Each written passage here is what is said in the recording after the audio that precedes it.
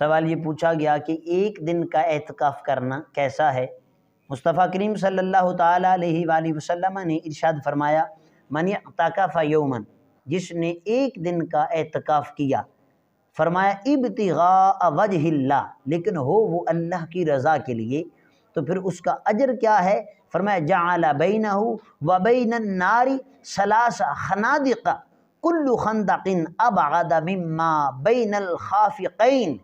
نبی کریم صلی اللہ تعالیٰ علیہ وآلہ وسلم نے ارشاد فرمایا، جس نے ایک دن اعتکاف کیا لیکن کیا اللہ کی رضا کے لیے ہو، تو اللہ تبارک و تعالیٰ اس کے اور جہنم کے درمیان 3 خندقوں کا فاصلہ فرما دیتا ہے۔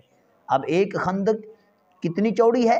آقا دو جہاں صلی اللہ علیہ وآلہ وسلم نے ارشاد فرمایا کہ ایک خندق اتنی چوڑی ہے جتنا زمین اور آسمان کے درمیان فاصلہ ہے۔ اللہ اکبر کبیرہ۔ اب پتہ چلا کہ جس نے ایک دن کا اعتکاف کیا وہ جہنم سے اتنا دور ہو جائے گا جتنا فاصلہ زمین اور آسمان کے درمیان ہے۔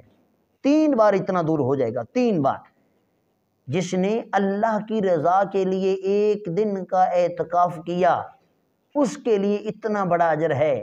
ذرا غور کیجئے کہ جس نے اللہ کی رضا کے لیے ماہ رمضان المبارک میں آخری 10 دن سنت مصطفیٰ ادا کرتے ہوئے جس نے آخری 10 دن اعتکاف کیا، اللہ رب العزت اس کو کتنا اجر عطا فرمائے۔